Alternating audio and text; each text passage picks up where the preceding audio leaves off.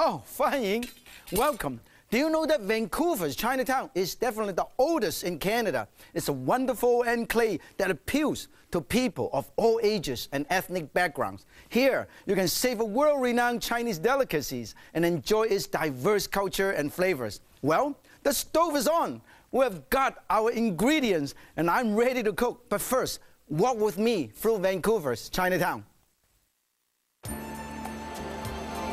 Vancouver is home to one of the largest concentration of Asian immigrants in North America. And in the center of Vancouver Chinatown is the Dr. Sun Yat-sen Garden, honoring the founder of the Chinese Republic.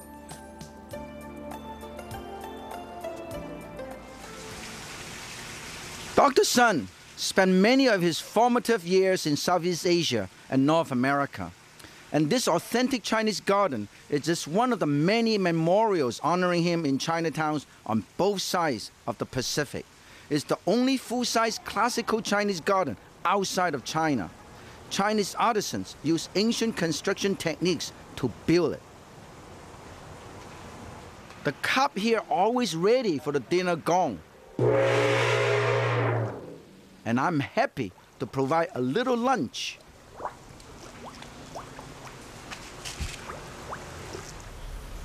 I love the harmony and the tranquility here. It is a place of beauty and contemplation.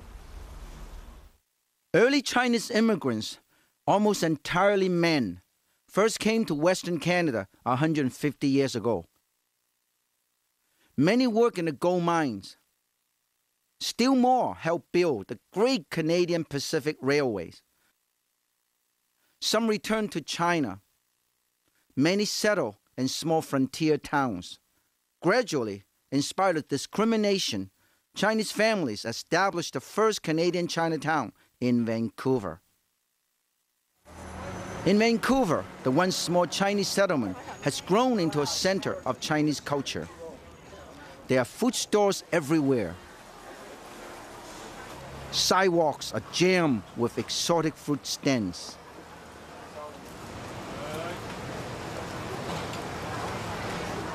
Nearby, there is the Victoria restaurant. In this kitchen, the menu has gone to the birds, at least to the squabs. The chef is making us big squab and fresh mushroom. Add cooked pieces of squab to straw mushrooms. Now button and black mushrooms. Put it all together in foil and bake.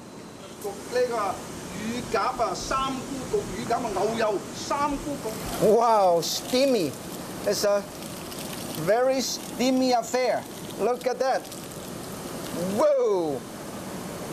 Now the chef makes steamed crab and egg custard with Shaoxing wine sauce. Steam it up.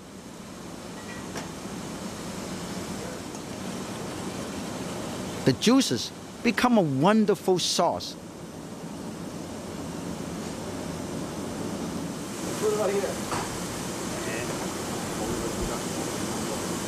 The shell goes back on top. Now it looks perfect. Now to another kitchen. The cool weather of Vancouver is perfect for a bowl of hot soup. And Chef Kwong of Fortune Garden is making good fortune fish chowder that will warm you right up. The main ingredients are fish and tofu. Ginger vinegar. White pepper. Instead of adding the vinegar and pepper to the soup, the chef adds the soup to the spices. Tangy, spicy, soft tofu, delicious fish chowder. Now, just how do you cut tofu? Very carefully, that's how. Look at Chef Kwong's amazing knife skill. Open sesame, close sesame, open sesame, like an accordion. After braising for 15 minutes in a master sauce, made with all of these, you're gonna have something like this. Then you serve it in a nice plate. This is braised chrysanthemum tofu. Last but not least, lobster. Most Chinese restaurants in North America have Kung Pao chicken on the menu. But if you see Kung Pao lobster like this, go for it. First, lobster pieces in the shell.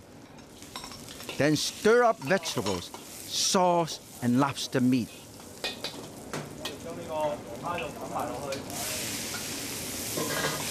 And just when it's ready to be served, add some peanuts for texture.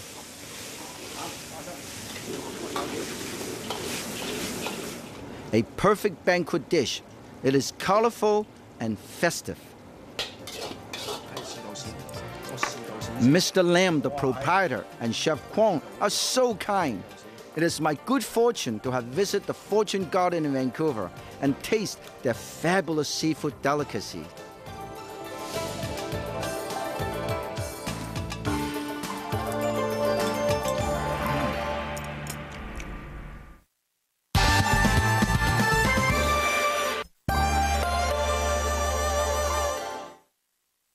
I'm cutting some soft silken tofu into thin slices like this. Very careful, very careful, and handle with care. Look at this. Whoa, very careful. Continue to cut, and then you go 1, 2, 3, 4, 5, 6, 7, 8, 9, 10.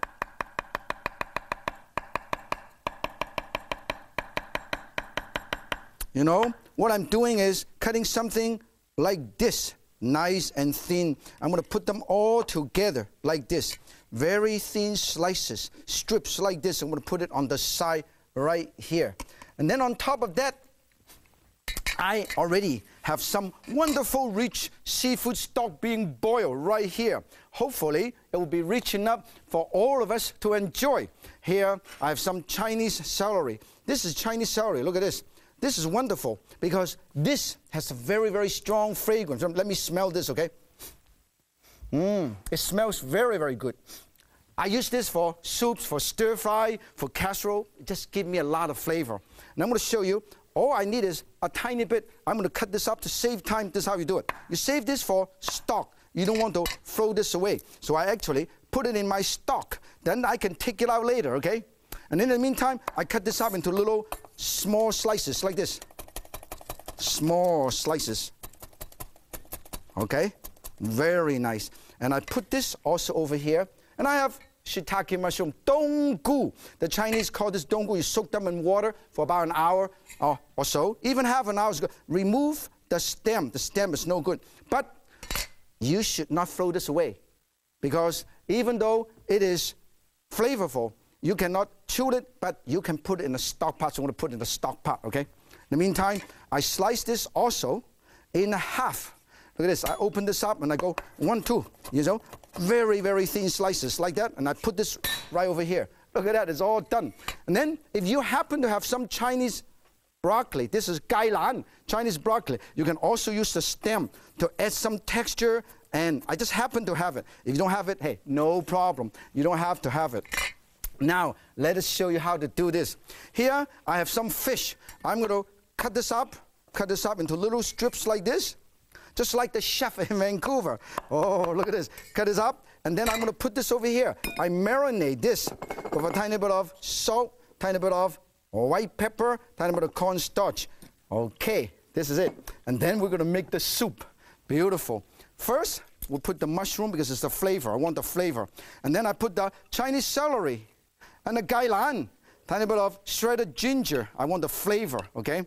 And then I let it bring to a boil. In the meantime, I add some soy sauce just to add the rich color to it. And then wine, Shaoxing wine.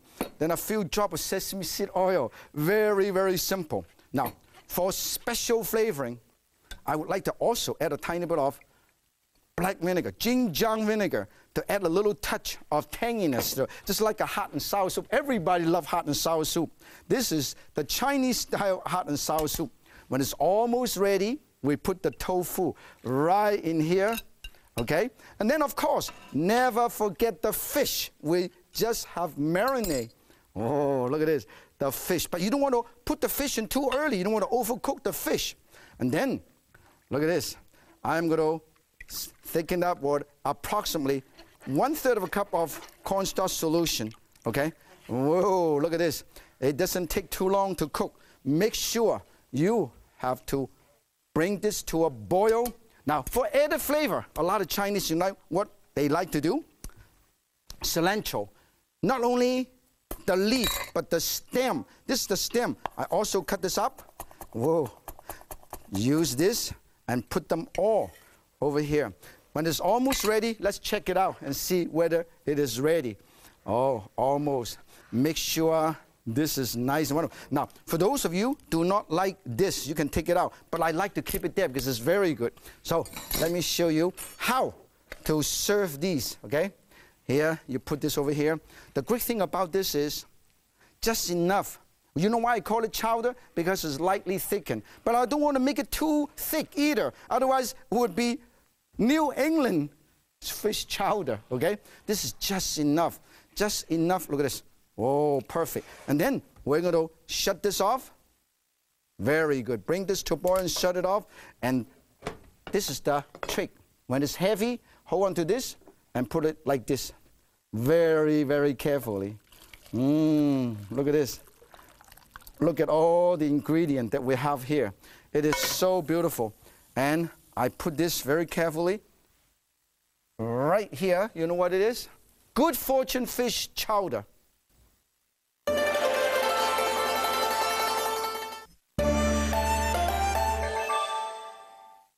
I am opening and get some lobster meat out. Let's push, push, and push the whole thing out. Now, make sure you're nice, clean. And then I cut this up right here, and I go 1, 2, 3, 4. Set aside, put it right here. You know what I'm going to do? I'm going to marinate my lobster tail. I love lobster. You have seen a lot of dishes go, kung pao chicken, kung pao shrimp, kung pao beef. Very rarely you see kung pao lobster. This is what I'm going to make to you.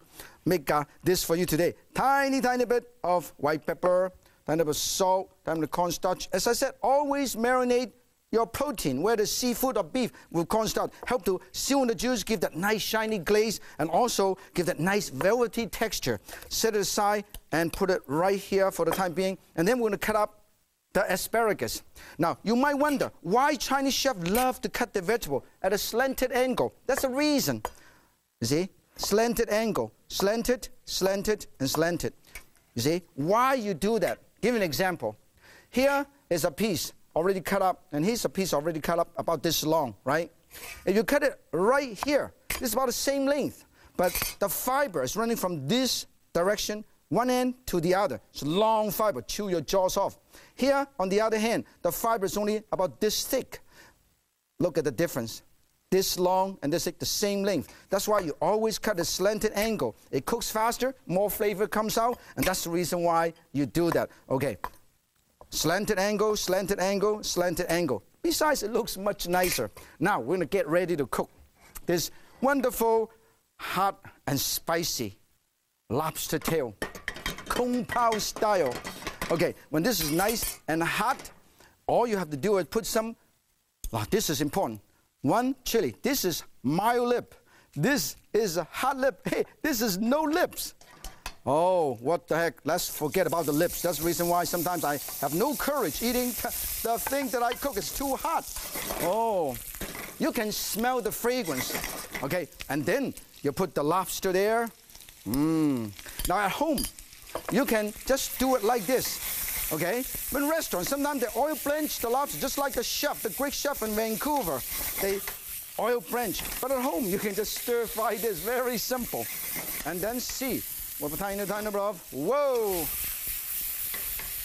whoa, from Beijing. Oh, this is so wonderful. And then we're going to put the rest of the vegetable right here. Straw mushroom, green onion, asparagus, and also some of these wonderful carrot.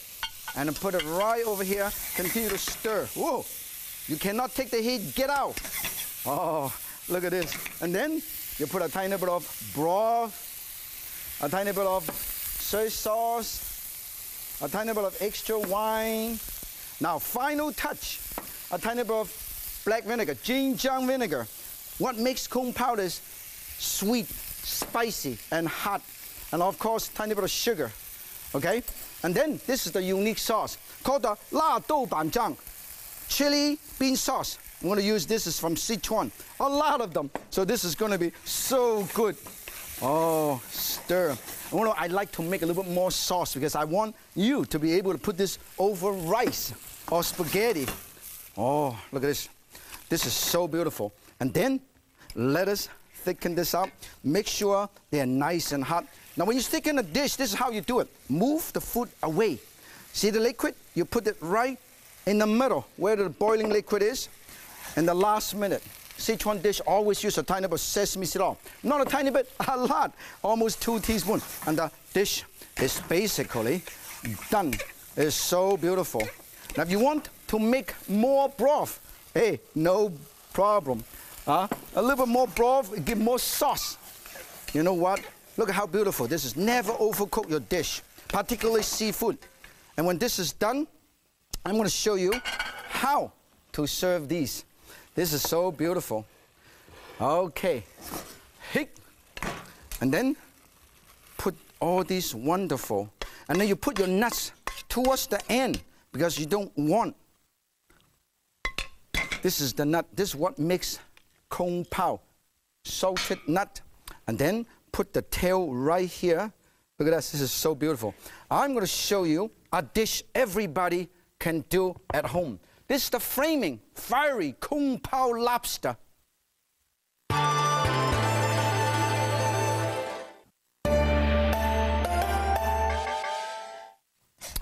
I've been sauteing some mushrooms, several mushrooms, and also a tiny bit of Chinese sausage. Oh, this is beautiful. I'm going to put this over here. This is wonderful. Saute mushrooms. Very nice. And then I'm going to show you how to do something everybody loves. Parchment big squab with a lot of mushrooms. Okay? If you want more mushroom, by all means. Okay? More mushrooms, no problem at all, because this mushroom doesn't take too long to cook. So I mix the raw and the cooked mushroom together. Okay? And then we'll show you how to cut up the squab. Here is a squab. Just in case you don't have squab, no problem. You can buy some game hen like this. Just buy a piece of game hen or spring chicken. And then I'm going to cut this. Okay. Okay. This is the little backbone. It's nothing here. So we remove this. There's not much meat. So we remove it. So you have a beautiful piece like this. Look at that. All you have to do is set it aside and marinate this. I'm going to come over and marinate this a little bit of soy sauce, okay? Marinate with a tiny bit of soy sauce, a tiny bit of wine, and a tiny bit of salt and pepper, okay? Oh, this is all we have to do. Make sure you marinate inside and outside, okay? When this is all nice and ready, you put it back here, and this is how I'm going to do it, okay? You got the mushroom already sauteed, and I am going to keep this for myself, okay? And then I'm going to show you how easy it is to do the whole thing. Here, I have a parchment paper right here, and I put the mushroom inside right here, okay? Put the mushroom right here, and put this right over here, like this. Look at this. And then if you have extra mushroom, oh, this is the time. This is the time. You line up some extra Chinese sausage right here and line up this mushroom right here. This is so beautiful. Line them all up. And this is the button mushroom. Make it nice and fancy. Okay? Look at this. This is so easy to do. Everybody can do it. Okay? Now, when this is all nice and ready, you set this aside and then you close this up. If you want to make it nice and interesting, you put some enoki mushroom. Put it right over here. Look at this. This is the way to go. Look at that. It's nice, so cute. And then you close this up. Close this up. And then you start folding this. One, you just make sure you move these, just like the French chef have been doing it for many, many years. Okay? Just basically, you enclose this because you've got all the flavoring in there already. You got the wine and soy sauce, and then you take it over there to the oven, which is preheated at 350 to 375 degrees. Look at that, huh? And you take it over there and you preheat it. Now, of course, if you want, you can also put a tiny bit of green onion, because the green onion will get light, nice flavor. You take it over there, and we're going to put it in and let it bake for approximately, oh, look at this. I'm going to check this out. I smell it. It's very, very good. This is the one I've been baking for about 30 minutes. I'm going to check it out to see how good it is. Now, this is how you do it. Cut this open. Oh, look at this. Open this up with a Chinese sauce Caesar. Oh, look at that. I'm going to check it out. Make sure everything. Look at the steam. Look at the steam. Whoa. Then we transfer this whole thing from here to here. Look at this. This is so beautiful. Oh, it's hot. You know what? Look, parchment big squab with mushrooms. I'm a big fan of squab, and you will be too if you try this dish. Well, everyone here looks really hungry, so I've got to start serving this up. Until next time, remember, if Yan can cook, so can you. 再见。